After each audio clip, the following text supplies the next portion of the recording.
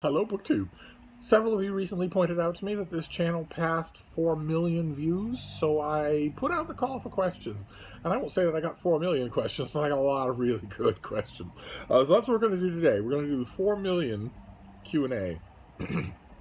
I've got the rad pad all fired up, and we're gonna embark immediately with the usual caveats. I copy all these questions over from the comments field of the video where I requested them to a Google document so that I can clean them up and make them easier for me to read.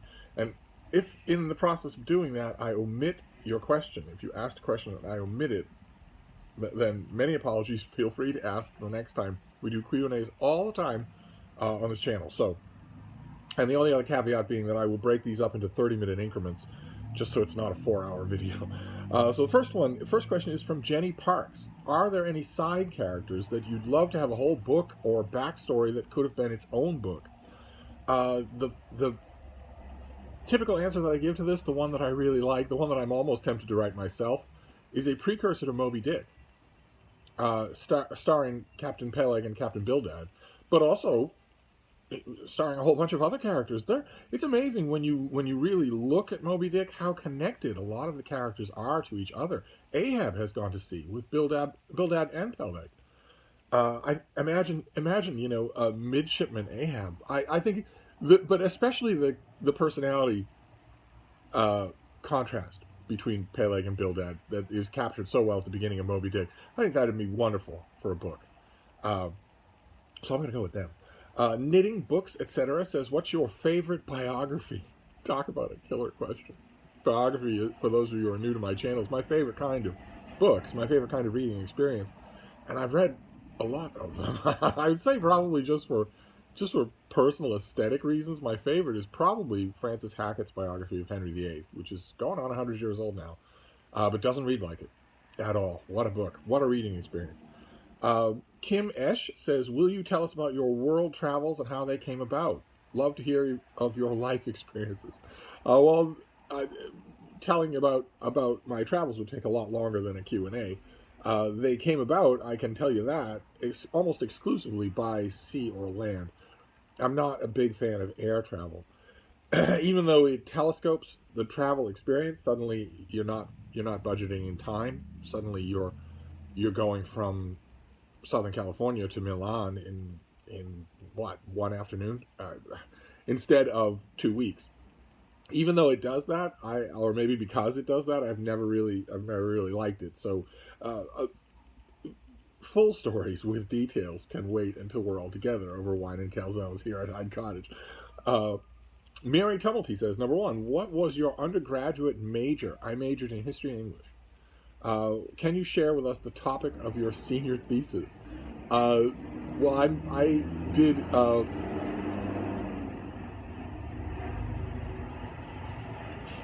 don't even know if you can hear me over the background noise. In the deep country, there is no background noise, by one way or another. I wrote about Erasmus. I also wrote, oddly enough, about Sir Charles Lyell. The founder, in many ways, the founder of modern geology, the study of uniformitarianism, who wrote a lot in his life, and a lot of it was not explicitly scientific, and it was fun to study that. But I had many theses over many years. Number two, did you enjoy reading Studs Terkel's books, Working and The Good War? Not much, no. I know he at least once upon a time he had fervent fans, but I could never quite see what they were seeing. Mike Cruise says, number one, my dogs Wolfgang and Magnus appreciated the shout-out from a few weeks ago. I wanted to thank you. It's my pleasure. They're adorable. I hope you face smooch them on my behalf, since I will never get a chance to do that. And question number two, what did you think of Max Brooks's World War Z? It is the single greatest novel ever written in the history of the world. Pride and what? War and who? Couldn't care less. World War Z.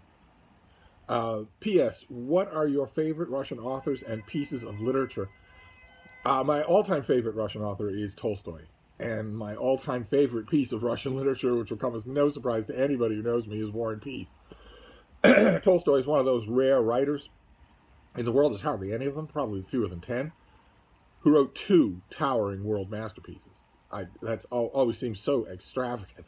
But nevertheless, War and Peace I cannot live without. Chad M. says, congrats. Occasionally I run across a short description of someone who sounds fascinating or an event that sounds interesting, and I go searching for a biography of that person or book and come up empty-handed. Who are some of the people you would like to see a biography on but doesn't have one? There are thousands. Literally thousands. I've mentioned many, many, many of them on this channel over the years. Just this morning, I finished writing and filing a review of a book called The Master of Revels by Nicola Galland, which is, it's a big fantasy time travel novel that is a sequel to Neil Stephenson's book, The Rise and Fall of Dodo, which she co-wrote with him. But a major character in that book is Edmund Tilney, the Master of Revels under Queen Elizabeth, the guy who censored and approved of every stage play that went up. Is there anything seditious here? Is there anything treasonous? Is there anything libelous? Everything had to go through him. A lot of you will know that name only from the movie Shakespeare in Love, where he is marvelously portrayed by Simon Callow. But there are documents. There's original research to be done. He was an incredibly important figure. A lot of what we have in the way of Elizabethan and Jacobean literature today, we have because of him, in a very real, actual sense. And yet, as far as I know, Edmund Tilney has never had a modern biography. And there are millions of other people. Millions of them. So whenever one comes up, I always carp. Nat Hat says, have any novelizations of video games crossed your path, and what did you think of them? They haven't crossed my path organically, no, but video game fans occasionally have pushed them on me. And the one that they've pushed the most is the novels of the game Assassin's Creed, because that's set in various historical settings, and the game authors, programmers, I don't know what you'd call them, the people who make the game, seem to take pride in historical veracity, despite the fact that their main character can jump off the roof of a 5-story building and land in a Marvel superhero crouch instead of breaking every bone in his body. They seem to like having a degree of veracity in their historical backgrounds. And there were, at least, I don't know if they're still going on, there were, once upon a time, a handful of novels. And an Assassin's Creed fan gave me one of those. It was wretched going. But I guess its heart was in the right place. But other than that, no. Aaron Facer says, my dad recently passed on a whole set of the Thomas Covenant books to me. Would you say reading the whole series is a good investment of time? Yes and no. I know that's a horrible answer. Yes and no. I actually did, myself and a group of other really good read-along of the first 6 books, the first 2 chronicles of Thomas Covenant the Unbeliever, here on BookTube. I'm sure you can find them. And for a lot of my co-hosts of that event, it was the first time they'd encountered these books in a while. And boy, oh boy, to take a phrase from the odious SJW vocabulary book, they don't age well. I had a few problems with some of this author's weird sexual predilections, even back when the books were first coming out. Not so much Thomas Covenant, except for one egregious part of the plot. But the 2-part book that he did, Mordant's Need, which really does highlight that he kind of dramatically likes the idea of an innocent and retiring maiden-esque young woman falling in love with a quasi-abrasive and abusive older man. It just, again, to use an SJW term, the vibe was just rotten. But then you go back and reread Thomas Covenant and realize all sorts of, there are sexual elements running underneath and right at the surface of especially the first 3 of those novels that are, they're tough to take. It's tough to enjoy the enjoyable parts around all of that. And I want to stress, there are enjoyable parts. A few in Lord Foulsbane, a lot in the Ill-Earth War, and a lot in The Power That Preserves. That first trilogy has some amazing set pieces that aren't touched by what I'm talking about at all, and that you will enjoy reading and enjoy rereading. But boy, oh boy, prepare yourself. If you're going to do that, prepare yourself, because there are going to be aspects of especially those first 3 books that you're you're just not going to be able to stomach as the cost of doing business. If you do launch them, feel free to email me. I would love to know what you think. Laura Rodriguez says, as a viewer from day one of your channel, good Lord, are you a lifer? Day one. Oh my.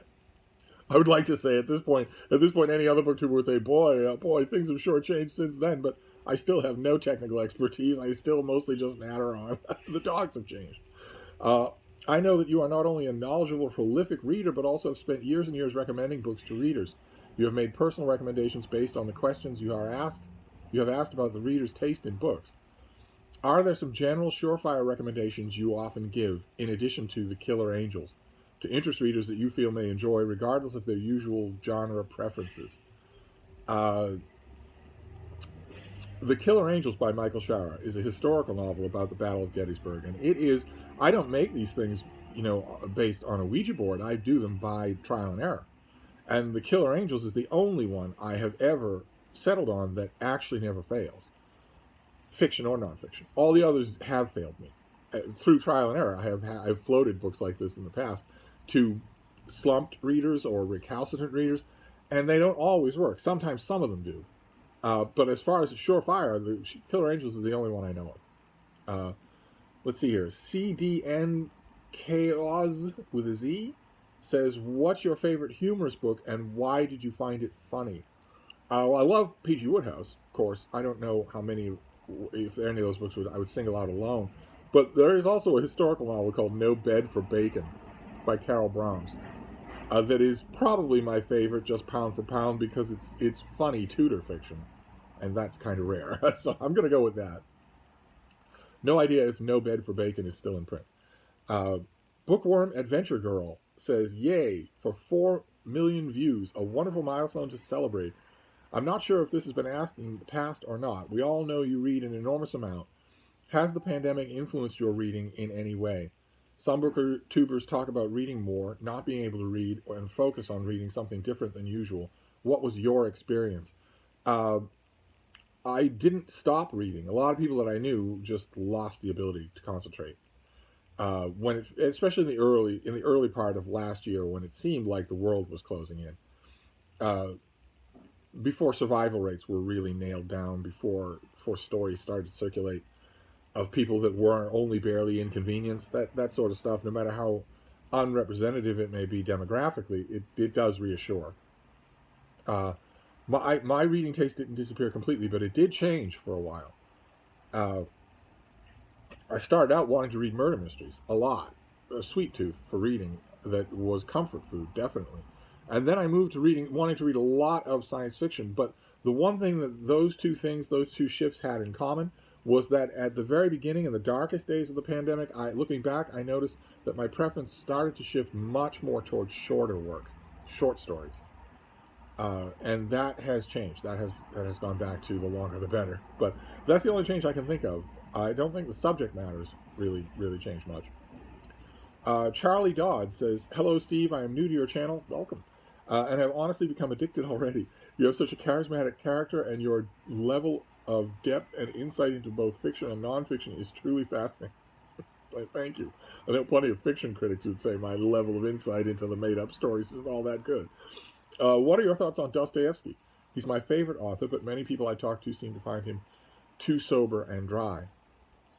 I love him. He is too sober and dry. Even as your favorite author, you should be the first person to admit that. He is no picnic in the sun. Almost never. And I don't know what's worse, when he's at his most grim and fatalistic, or the rare occasions when he's trying to be funny. It's usually disastrous. But I love him. He's probably my second favorite Russian author. And the Michael Katz translation of Crime and Punishment has a wonderful cover blurb by yours truly on the hardcover and the paperback. Just say it, that's all.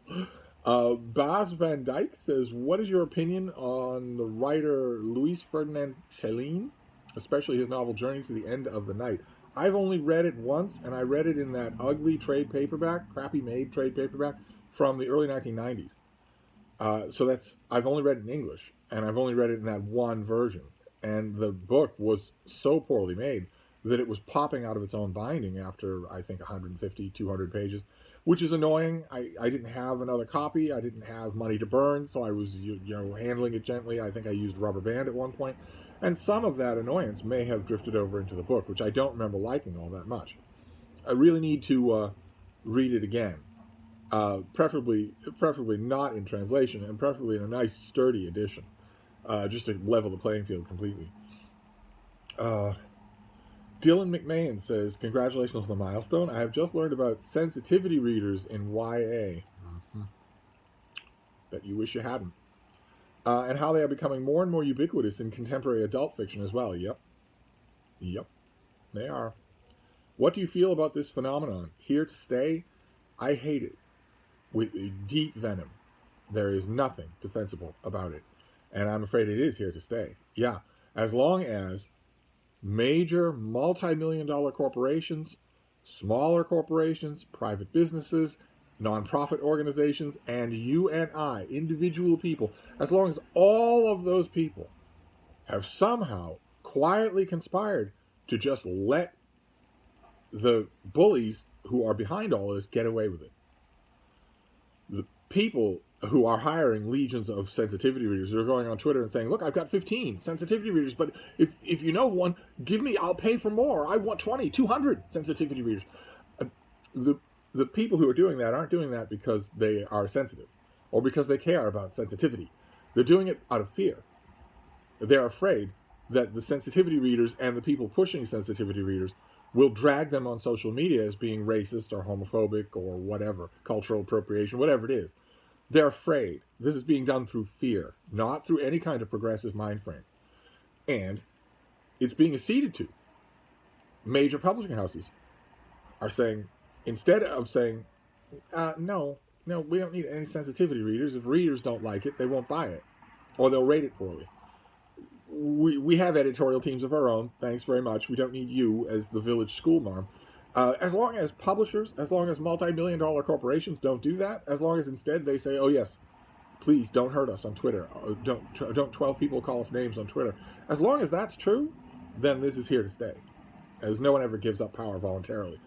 What effects do you feel it will have or is having on literature at large today? Well, you can guess the effects, right? Literature will be limp. It will be pale and boring.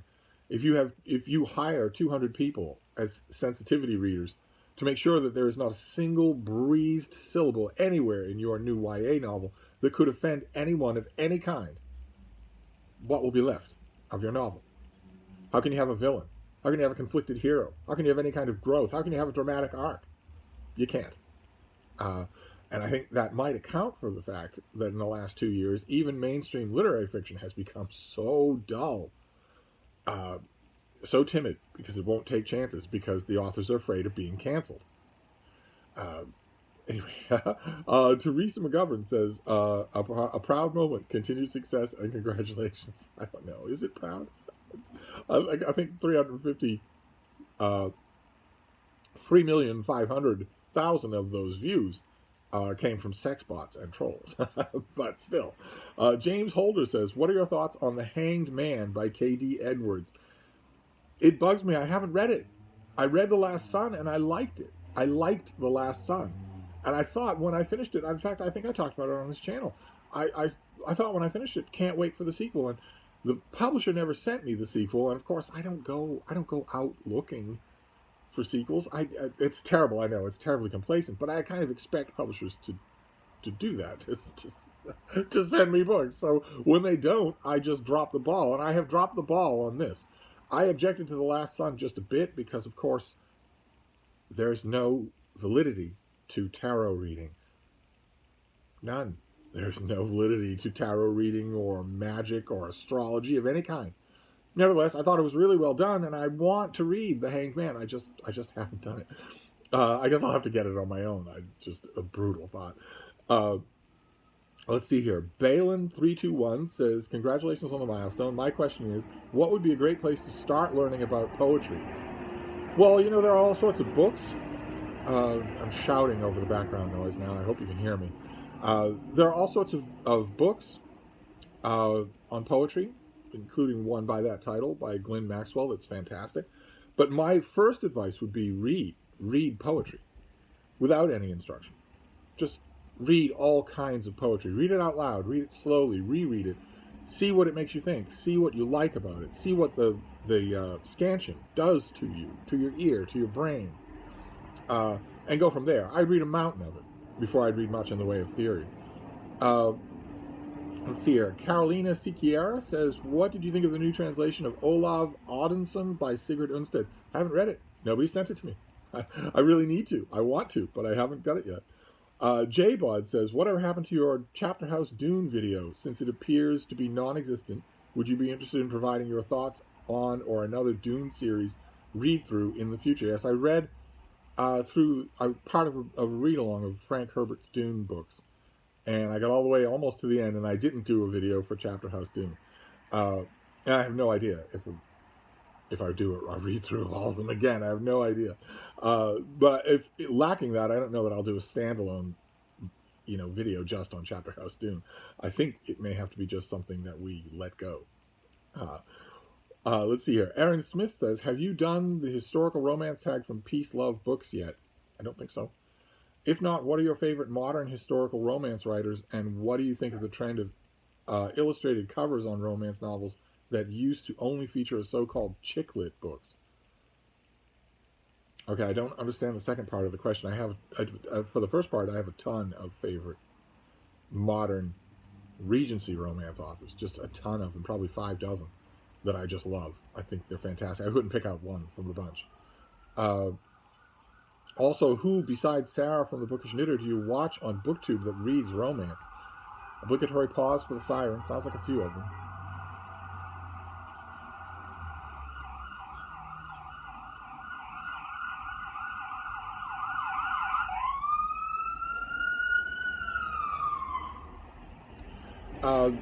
I don't regularly watch anyone other than Sarah at The Bookish Knitter for romance, but if you have recommendations, feel free to make them. Let's see here. Jonathan McKnight says, do you like Dean Koontz? He would be my favorite auto-buy author. I have liked him. Sure. I like a few of the Odd Thomas books. I like Platforms. Was it Platforms? Strangers? Lightning? I liked a lot of those earlier novels. Some of the later stuff that I've read from him doesn't strike me as all that well put together. And I don't know what explains that, but a lot of the earlier ones, what's the one I'm thinking of? Is it Strangers? Well, it doesn't matter. It doesn't matter. My favorite one is Lightning. It's the one with the most explicit science fiction basis, so maybe that's why. One way or another, I like the way he writes just on the page.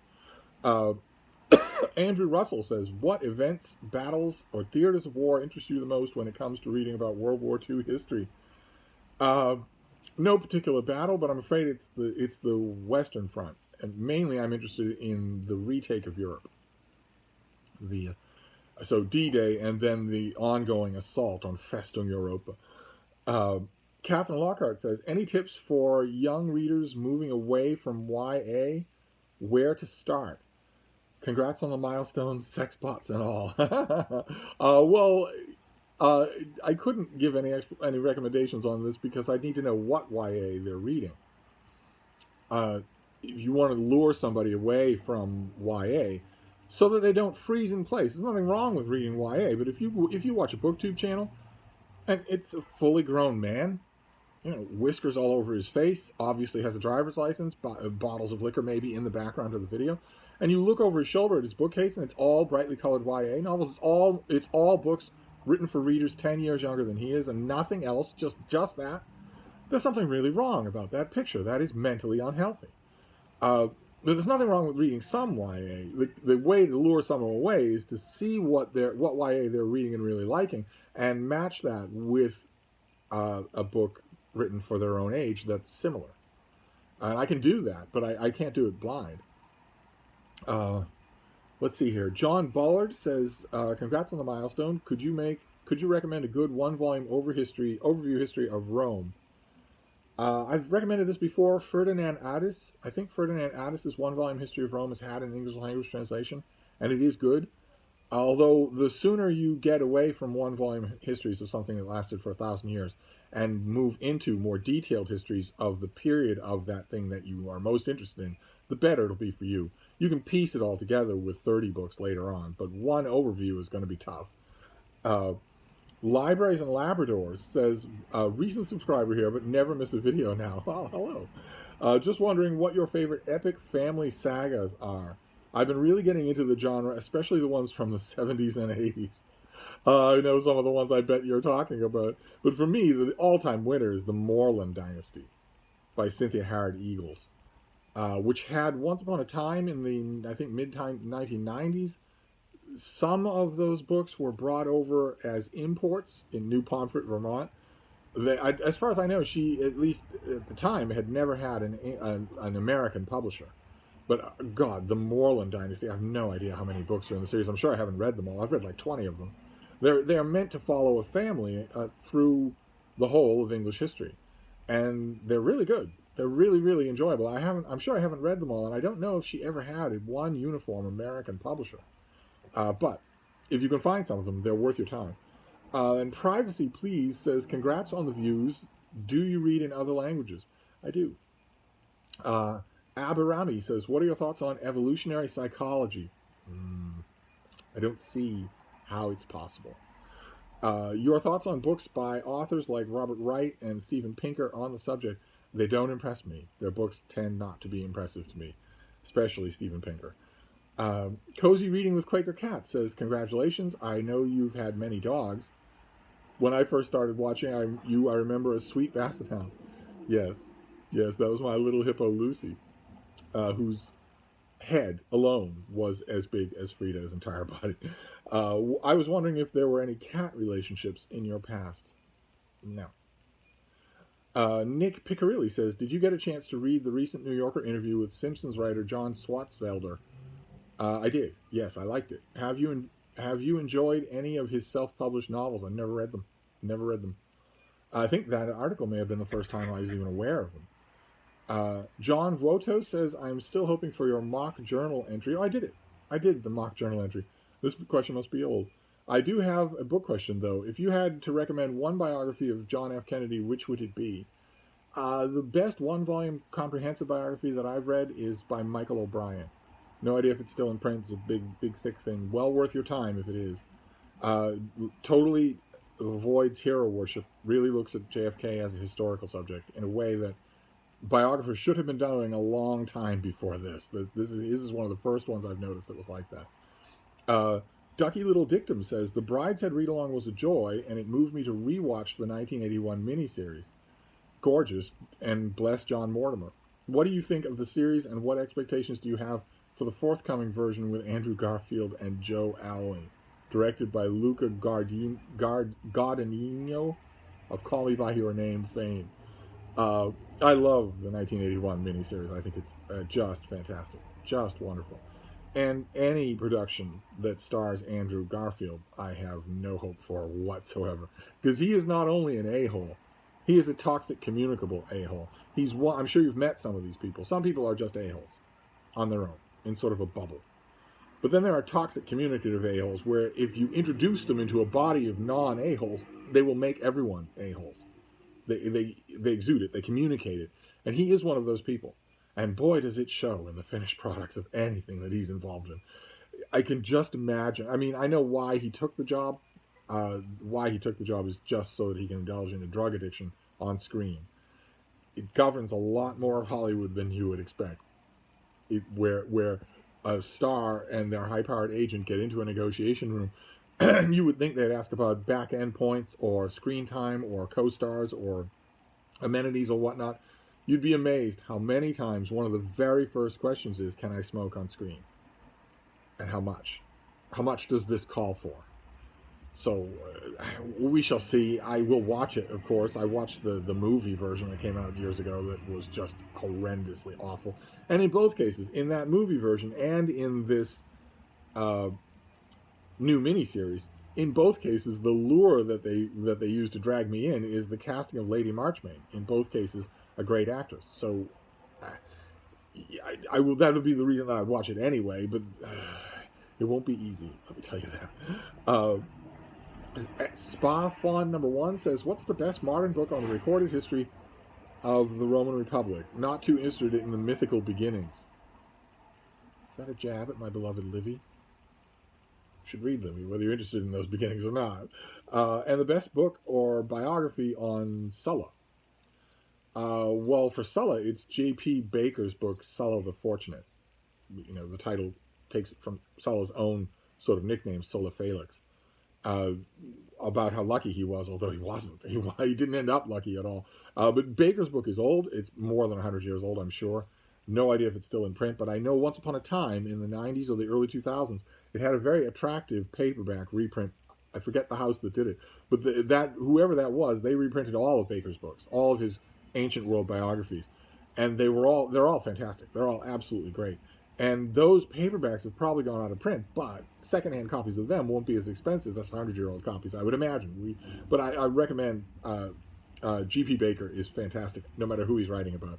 And then for the Republic, The Storm Before the Storm by Mike Duncan. I don't know if you can hear me. I don't know if that doesn't blot out everything I'm saying. I don't know of anything that I'm hearing. Okay, that's gone. It's summer, so I have to have the windows open. But I live in a war zone, an active war zone with United States planes dropping bombs, cratering buildings, cratering whole neighborhoods. But Mike Duncan wrote a book called The Storm Before the Storm about parts of Republican history. It's not huge. It's not a huge book. It's not completely comprehensive, but it's a good place to dig in. I think Mike Duncan has a new book coming out this year. I don't think it's about Rome at all. But anyway, G.P. Baker, oh yes, absolutely. Okay, that's enough for this one. Let's stop this and go on to the next installment.